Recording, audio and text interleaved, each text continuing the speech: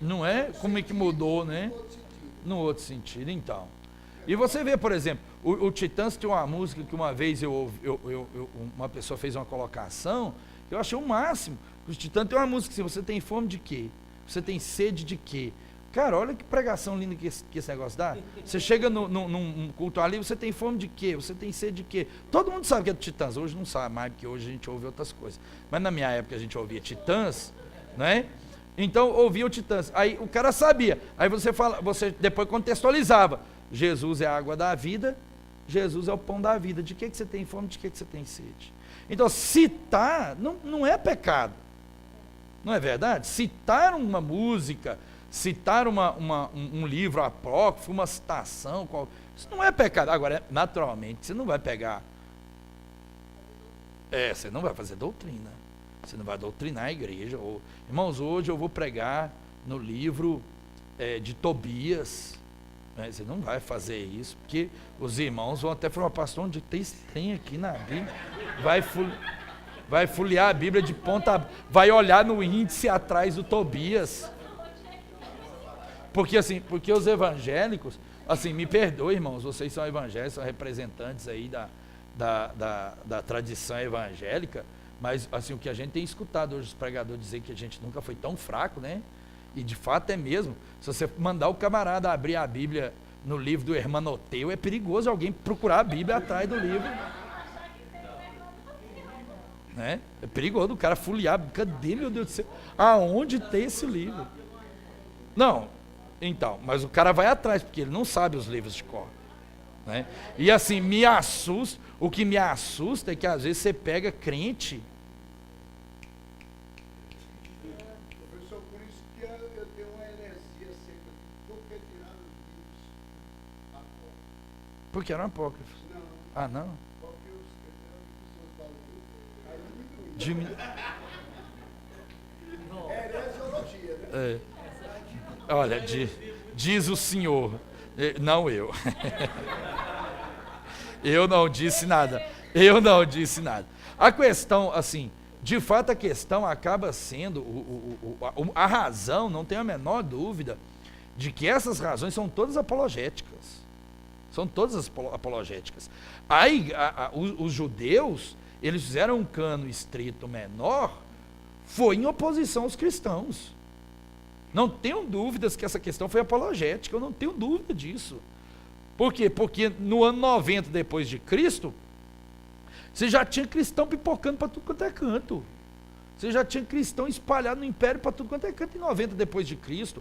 O judaísmo, em 90 depois de Cristo, já era um judaísmo fragilizado por causa das guerras judaicas de 66 a 70. Já era um judaísmo, vamos dizer assim, perseguido, fragilizado. E os cristãos utilizando um Antigo Testamento maior, digamos assim, os judeus tinham todo o interesse de dizer assim: não nos associem a esses aí. Nós somos judeus e eles são cristãos. Então não digam que eles são judeus, porque eles não são.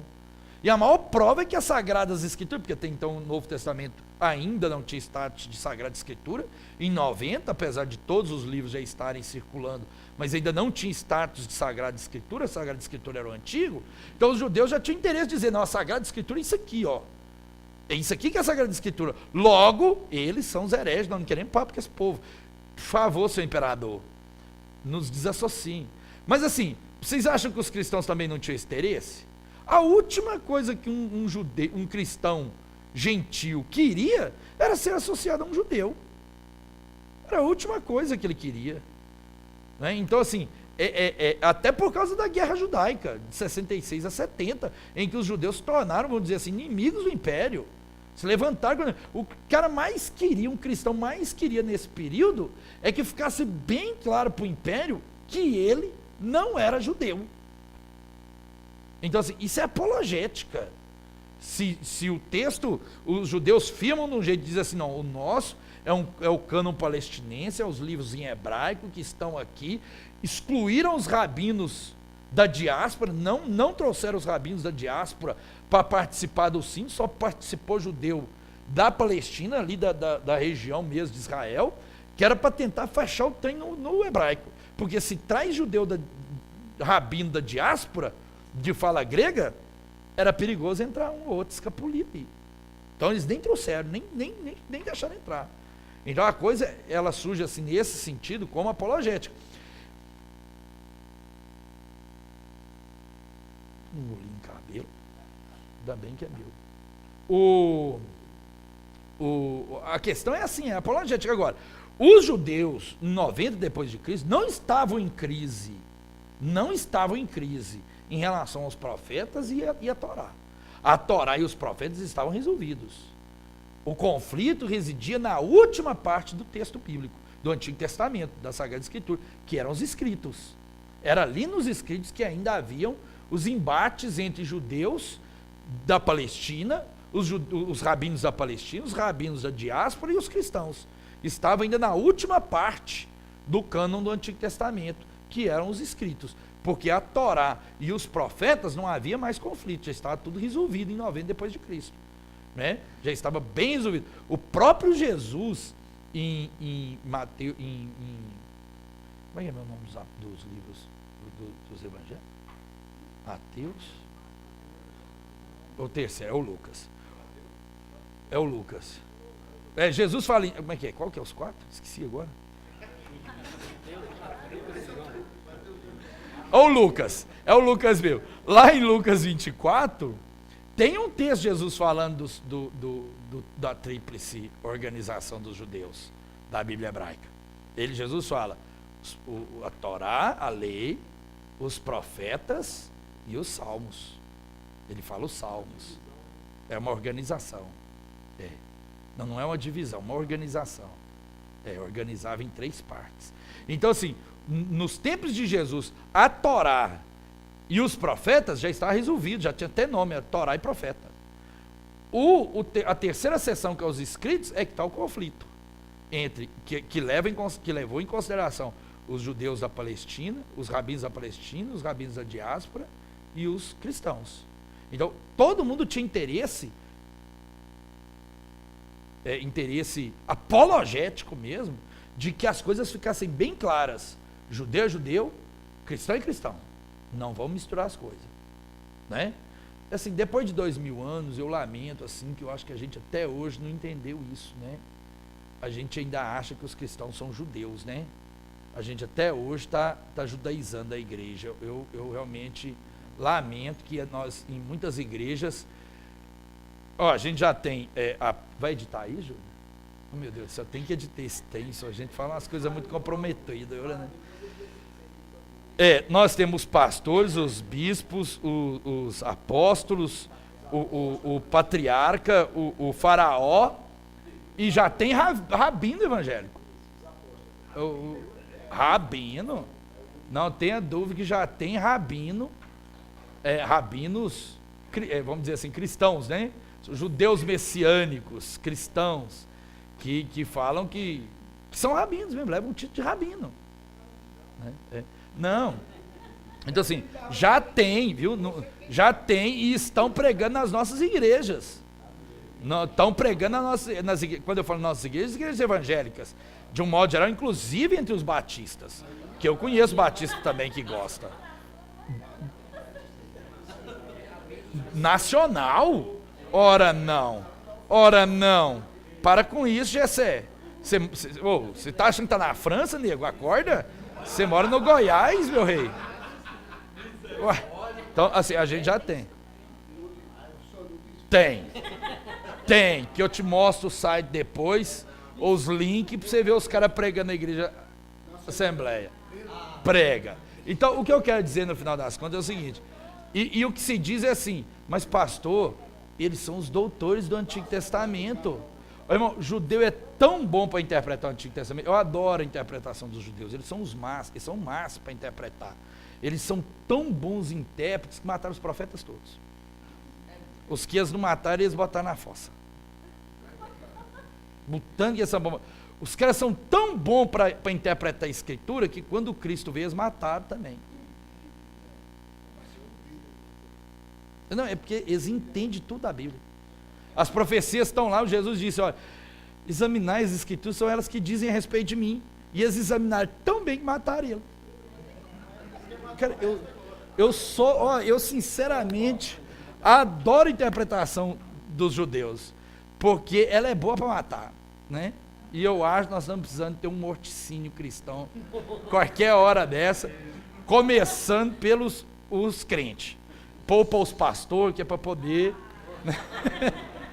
Vamos lá. Então assim, até hoje a gente tem essa questão. Até hoje a gente tem. Né? Então, tá aí, dito, né?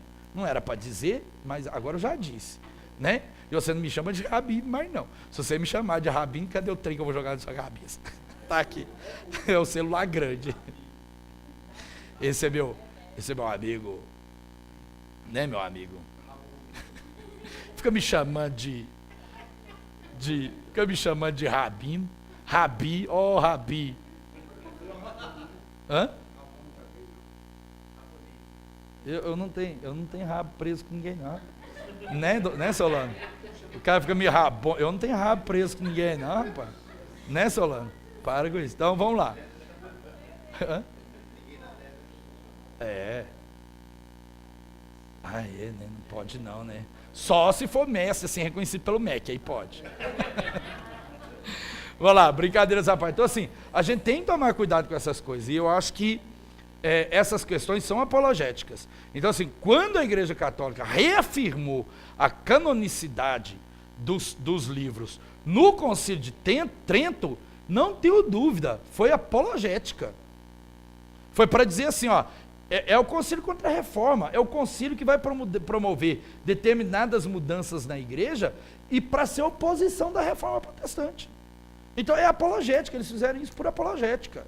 E os irmãos não tenham dúvida também que a Sociedade Bíblica Britânica e a Sociedade Bíblica Americana não tinham outro interesse ao pedir ao excluir esses livros definitivamente, não tinha outro interesse senão apologético também. Ó, isso aqui queria ser leu, mano. Porque tá lá, o povo lê, por mais que você explica que não é, eles perguntam, se não é, por que tá? Se não é, por que continua? Então vamos tirar logo esse negócio. Então, é apologética. É nesse confronto assim apologético que as coisas vão se constituindo, para que fique claro ou aparentemente definido quem é quem, né, no jogo da história da religião, da ciência da religião, assim, fica mais ou menos as coisas claras, quem é e quem não é. Alguma dúvida sobre isso? Não? Estou sendo claro? Ó, então vamos lá. Gente, assim, no final eu tenho que abrir para perguntas, você está entendendo? Mas eu não tenho problema com pergunta não. Caso alguém queira fazer uma pergunta, ou fazer um comentário, ou acrescentar alguma coisa, dentre os nobres colegas pastores, dentre os nobres colegas estudantes, dos nobres colegas que estão aí pensando em entrar no seminário, entre logo, e, né, os pentecostais da Assembleia de Deus, assim, nós estamos acolhendo, né, qualquer participação. Tá bom, irmãos? Então, assim, eu não tenho problema com isso, não. Não, então, eu justamente não tenho problema por causa disso, porque o pessoal pergunta assim, mas pastor, e se fizer uma pergunta que o senhor não sabe? Ué, o que eu não sei? Tolice. Isso é a coisa mais besta que tem. Fizer uma pergunta que eu não sei. Eu sei. O problema é que eu não tenho humildade nenhuma, eu sei. E se eu não souber, eu invento na hora e resolvo a parada. Eu sei, se eu não souber, eu invento na hora, então, como diz o outro, sai de estratégica pela direita. Rapaz, onde é que eu vou ter a humildade de dizer que não sei? Aonde? Eu nunca invento na hora. Brincadeira. Assim, então, vamos lá. Então vamos, passando essa parte, isso aí. Desculpa, irmãos, eu depois de ver, eu estou ficando gago e não estou dando conta de falar as palavras. Eu acho que eu estou precisando, na hora de começar a gaguejar, falar em línguas que eu acho que desata o trem e fica resolvido. E fica resolvido, né? Então, passando essa parte introdutória, vamos para algumas características importantes do Antigo Testamento. Elas são relevantes a gente dizer. Então, os exemplares impressos da Bíblia Hebraica, né? Bíblia Hebraica é o Antigo Testamento, tá, gente? Então, quando você vê assim a palavra, a Bíblia Hebraica é o Antigo Testamento nosso. É porque nós falamos de Primeiro Testamento, Antigo Testamento, Bíblia Hebraica, são todas expressões para se referir ao Antigo Testamento. O que eu realmente não gosto, já vou logo dizendo aí, quem for meu aluno um dia, não use a palavra Velho Testamento, que eu arrepio na hora. Pastor, o Velho, eu já te corri, foi antigo. É antigo. Nós traduzíamos por velho, mas a expressão velho não representa aquilo que de fato é. Nós temos Bíblias ainda que dão o nome de velho, mas velho parece que é uma coisa assim caducada, uma coisa que não serve mais. Respeito é bom eu sou experiente. Agora, quando você fala assim, o Antigo Testamento, você está fazendo primeiro uma distinção entre a Antiga Aliança e a Nova Aliança, e você está dizendo também que esses textos são antigos, não caducaram, não são obsoletos. Naturalmente que algumas questões da lei sacerdotal, das leis cerimoniais, já se cumpriram em Cristo, já bem nos explicou o autor de Hebreus, essas coisas já se cumpriram em Cristo. Nós não temos a necessidade, né, de continuar cumprindo essas leis cerimoniais ou sacerdotais. Então algumas coisas realmente já se cumpriram em Cristo, não é que elas caducaram e perderam o valor, que elas se cumpriram em Cristo. Mas há muita coisa mesmo no Antigo Testamento que é sim totalmente aplicável à igreja cristã. Né? Inclusive todos os apóstolos, quando aparece no Novo Testamento Sagradas Escrituras, é o Antigo Testamento, não tinha Novo ainda. Então se Jesus fala Sagrada Escritura, que naturalmente a posteriori com o Novo Testamento como literatura autoritativa da fé cristã, então essa expressão Sagrada Escritura também você vai se aplicar ao Novo Testamento sem nenhum problema. Mas no texto do Novo Testamento, Sagrada Escritura é o Antigo Testamento. Então assim, quando eu usar essa expressão Bíblia Hebraica, Antigo Testamento, Primeiro Testamento, tudo é o Antigo Testamento. Então os exemplares impressos da Bíblia Hebraica utilizados pelos leitores hoje em dia, né, essa que você tem aí, mesmo as que estão na língua original, como a de Artência, a de Kittel e outras edições em hebraico, seja numa tradução moderna, são o produto final de um processo literal complexo que se estende por mais de 3.000 anos. Então assim, o Novo Testamento não surgiu da noite para um dia, e ele nem surgiu inteirinho como nós temos. Nós vamos ver daqui a pouquinho que ele passou por pelo menos 3 etapas, né, para que ele chegasse a nós como ele é hoje, pelo menos por 3 etapas que a gente vai daqui a pouquinho delimitar. E por materiais os mais diversos. Eu estava pregando lá na igreja e eu falei assim, irmãos, hoje nós vivemos um problema sério, porque a turminha aí mais da geração, eu não sei qual que é, se é Y ou se é W, Z, eu não sei qual que é a geração, deve ser a Z, porque deve ser a última, não é possível. Então todo mundo digital, né? E a gente fala assim, pastor, a turma hoje não leva mais Bíblia, né? Hoje o povo leva a Bíblia no celular. Oi, qual que é o problema? Não, pastor, mas a Bíblia de verdade é a Bíblia de papel. Como que a Bíblia de verdade é a Bíblia de papel? Como assim? Porque ela já foi de pedra. Ela já foi de argila. Ela já foi de madeira. Ela já foi de papiro. Ela já foi de couro. Ela já foi de vários formatos. Esse material que a gente tem aí hoje, isso aí é a coisa moderníssima, de um dia desse aí. Então assim, qual que é o problema ter no celular? Né? É novamente a tecnologia contribuindo, né, para a preservação e transmissão do texto sagrado. O primeiro texto impresso na história foi a Bíblia. Imagine se alguém aparecesse para o Gutenberg e dissesse, Gutenberg, não faça isso com a Bíblia não, porque a Bíblia verdadeira é a de couro, é a do códice, né? A gente nunca teria Bíblia de papel. Você teria Bíblias aí, quase do tamanho de um banheiro, 2x4, 2 metros de largura por 4, 2 metros de largura, aberta virava 4, né? Costurado com arame de couro, não era arame, né? Costurada com couro, você virava a página, tinha 2 metros por 2, você abria a página, ficava 2 metros por 4, né? Ou então você podia ter um rolo do livro de Isaías, que podia chegar a 34 metros de comprimento, né? Para a gente ler o livro de Isaías ia dar um trabalho, né? Imagina desenrolar um trem de 34 metros de comprimento, não cabia nem lá na minha igreja. Então assim, é a tecnologia. Imagina se alguém dissesse para o Gutenberg, não faça isso, não coloque esse trem nesse material seu não, que isso aí é uma heresia. A Bíblia não é assim, a Bíblia tem que continuar sendo carregada numa carroça, você vai botar debaixo do braço dos crentes, imagina.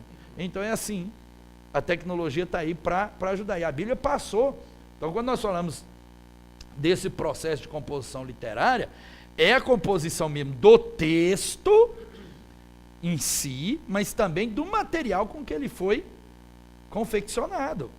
Então assim, o papel é uma coisa muito, muito nova, muito recente, o couro também já é recente. Textos da Bíblia, gente, era escrito em tabuinhas de argila, que eram realmente do tamanho de uma Bíblia assim, mas de argila. Então o camarada pegava aquela argila fresca, né, mole, e escrevia as letras e botava aquilo para secar no sol, ou então num forninho, como se faz telha. E ali você tinha uma porção da Bíblia. Imagina um livro de Isaías todo em telhinha desse tamanhozinho assim. Rapaz, dava uma carroça para carregar, ué. Né? Então, quando você encontra, assim, às vezes, algum comentário de arqueólogo, encontraram um caco com uma citação. Você fala, um caco? Como assim? Então, é porque o trem era feito em cerâmica. Era feita na argila, era feito em cerâmica. Então, assim, o trem quebrou e sobrou só um caco da coisa. E através daquele caco eles identificaram o texto. Então, assim, o processo é lento e longo, até que ela chegasse com essa disposição que nós temos hoje, né? Fácil. Então, isso é um processo que se estende por mais de 3.000 anos, desde 1.200, 1.200 antes de Cristo, até nós. Então, às vezes as pessoas falam, pastor, mas em 1.200 e tal, o cara já escrevia. Como é que o cara escrevia, gente? Não tinha caneta. Acorda, meu bem, meu santo, meu rei. Acorda. Você acha que existia caneta e papel, como é que chama? Pautado em 1.200 antes de Cristo? Né? Nem mais na frente não tinha. Nem no 8º século não tinha. A coisa era feita na argila. Então, assim, os 10 mandamentos que foi entregue para Moisés, obrigado, tá? Esqueci. Foi entregue por Moisés, foi em tábuas de pedra. Não está lá que foi em pedra? Então, foi em pedra porque era o material que tinha na época. Já estava no período do bronze, Moisés é do período do bronze, mas quem estava no bronze eram os impérios, porque Israel estava na pele lascada nessa época. Já estava no bronze recente, mas é pedra lascada. O trem chegou, foi em pedra mesmo, cravado na pedra. Então, assim, a gente precisa entender que esse processo não é só um processo de texto, também é um processo de desenvolvimento de materiais, né, que vão se desenvolvendo por mais de 3.000 anos, e graças a Deus hoje nós temos essa Bíblia acessível, né, fácil, barata. Quer dizer, ainda é cara, para os padrões modernos ainda é cara, mas creiam-me que já foi muito mais caro. Foi muito mais caro. Já houve época na história que era uma Bíblia por igreja, porque era muito, muito difícil, era muito caro, né? Então, hoje você baixa o aplicativo gratuito, né? Então, você abaixa um aplicativo com várias versões, verdade, e línguas também. Isso é verdade. E de graça não é, porque o site para criar aquele aplicativo alguém financiou, mas a gente tem acesso gratuito àquilo. Não, é porque a gente fala assim, não, o negócio é gratuito. Não, gratuito não foi. Alguém financiou, alguém tem um interesse, alguém teve algum benefício para poder financiar. Óbvio isso, né? Então, assim, de graça,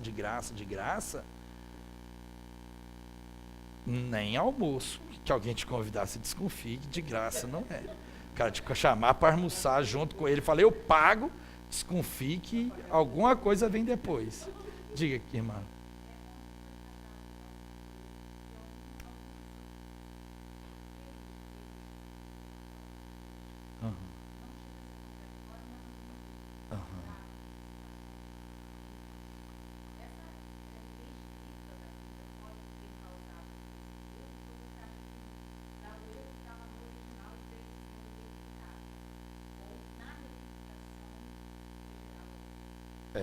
Então, assim,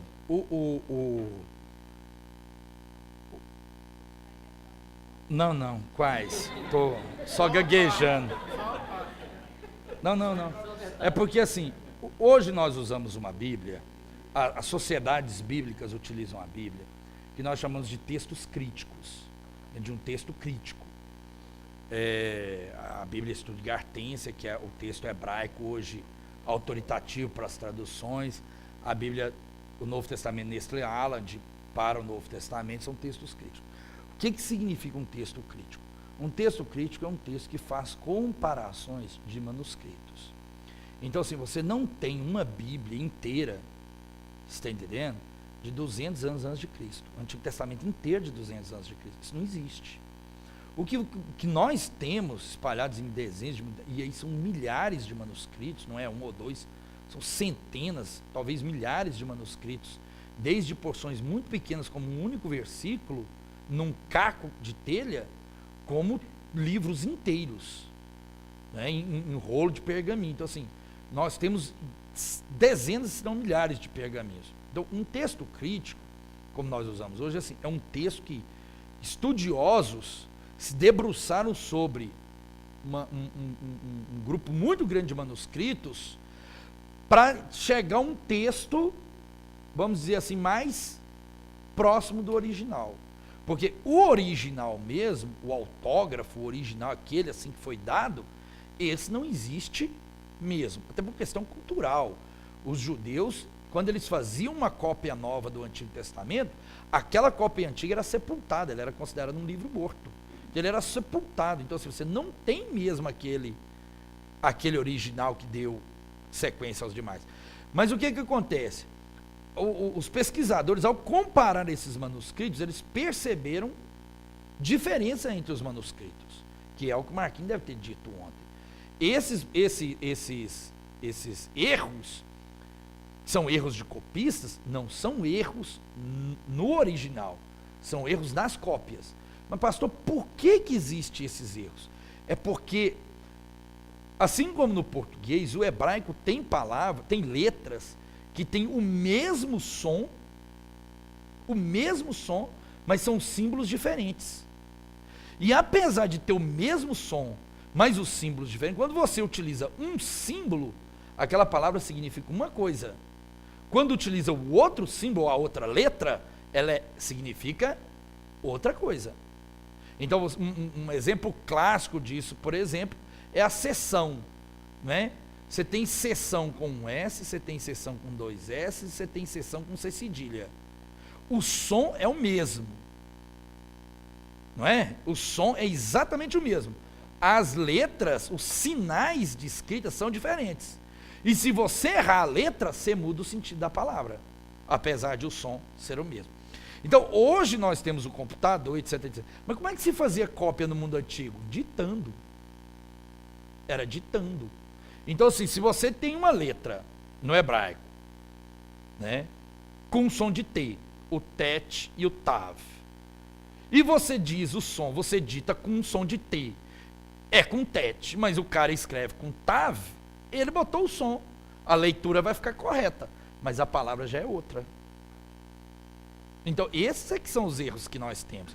Então, quando se fez esse texto crítico, né, essa pesquisa, essa ampla pesquisa do Antigo Testamento com o Quito, e depois a Bíblia que nós conhecemos como o Antigo Testamento de Stuttgart, Stuttgartensia, que são textos que eles fazem essa pesquisa literária. Então, e qual que é o objetivo? É descobrir assim, um texto está escrito em Isaías assim, uma tradução traz um seguinte sentido: e os bois lavraram o mar, e a outra, os bois lavraram o campo. Qual que os irmãos acham que tem mais sentido? O boi lavando o mar ou o boi lavrando o campo? É o mais óbvio, não é? Então, algumas traduções vão traduzir pelo boi lavrando o campo. Mas aí os estudiosos dizem, mas nós temos que manter, numa outra versão, lavrando o mar. Você fala, mas isso deve estar errado. E se for uma expressão idiomática? E se a gente não sabe, isso era uma gíria deles? Era um tipo de gíria deles que o boi lavrava o mar e a gente que não sabe. Não sabe, não é? Então eles mantêm as duas traduções. Não, Não, assim, é porque a gente vê que essas questões idiomáticas são interessantes. Por exemplo, a gente aqui no Brasil chama o diabo carinhosamente de cão, né? Mas